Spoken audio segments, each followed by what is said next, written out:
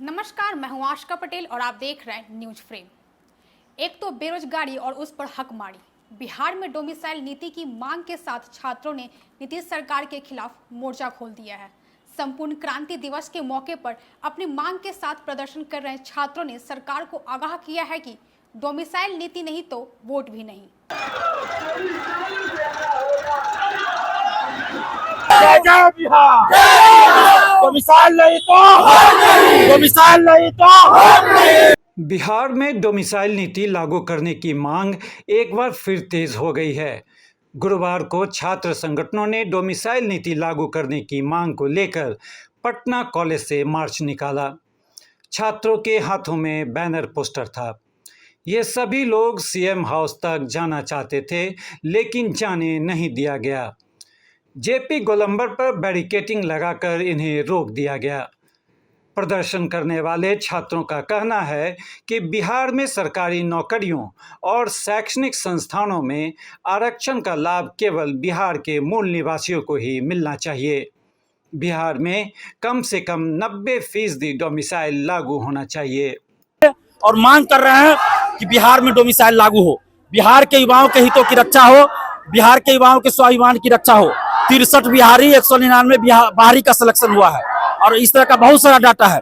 तो बिहार के सभी सरकारी नौकरी बीपीएससी, टीआरई, शिक्षक भर्ती, दरोगा, सिपाही, लाइब्रेरियन, बीएसएससी सभी में डोमिसाइल लागू हो 90% और 10% सीट ओपन है, जिसमें बिहार के लोग भी जा सकते हैं, बिहार से बाहर के लोग भी जा सकते हैं। और प्राइमरी एजुकेशन मातृभाषा में देना होता है, इसलिए वहां पे 100% डोमिसाइल लागू हो। साथ ही सभी प्रतियोगी परीक्षा में पारदर्शिता लाई जाए, यही हमारी मांग है। और मुख्यमंत्री जी को हमें याद दिलाना चाहते हैं कि 1974 का 5 जून मुख्यमंत्री जी याद कर लीजिए, उसी आंदोलन से आप उभर कर नेता बने थे और उस समय आप भी छात्र थे हम लोगों की तरह, और आज आप मुख्यमंत्री हैं इतने लंबे समय से। आपने बिहार के लिए बहुत कुछ किया है। बस एक मांग हम लोगों की है पूरे बिहार के युवाओं की कि डोमिसाइल लागू कीजिए, डोमिसाइल लागू कर दीजिए, उसके बाद हम लोग आपके लिए गांव-गांव, घर-घर वोट मांगेंगे।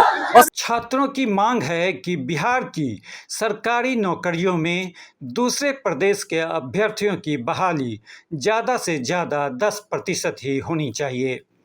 छात्रों ने सरकार को आगाह किया कि अगर उनकी मांगें नहीं मानी जाती तो वो अपना आंदोलन तेज करेंगे। कि लोकतंत्र है, शांतिपूर्वक आंदोलन का अधिकार है। संविधान के अनुच्छेद मौलिक अधिकार में अनुच्छेद 19 के तहत अभिव्यक्ति की आजादी है। हम अपने विचारों को व्यक्त कर सकते हैं तो हम आंदोलन करेंगे, विचारों को व्यक्त करते रहेंगे। जब तक लागू नहीं होगा हम लोग का संघर्ष जारी रहेगा, आंदोलन जारी रहेगा।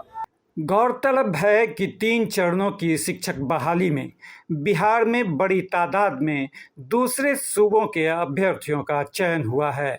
इनमें उत्तर प्रदेश, झारखंड के अलावा पश्चिम बंगाल और दूसरे राज्यों से शिक्षक बहाल हो चुके हैं।